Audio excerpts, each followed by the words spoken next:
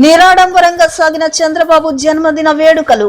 సామాన్యులతో మమేకమై అన్నా క్యాంటీన్లో అల్పాహారం తీసుకున్న సీఎం దంపతులు.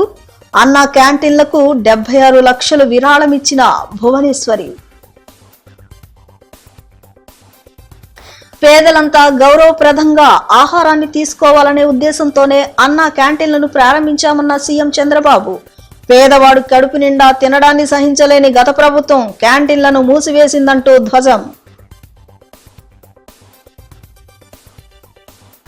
కోలాహలంగా సాగుతున్న కొండపల్లి బొమ్మల మేళా. మెగా హెరిటేజ్ కార్నివల్ ను సందర్శించిన ఎంపీ కేశినేని శివనాథ్. త్వరలోనే కిల్లాపై లేజర్ షో ప్రారంభమయ్యేలా కృషి చేస్తామని స్పష్టీకరణ.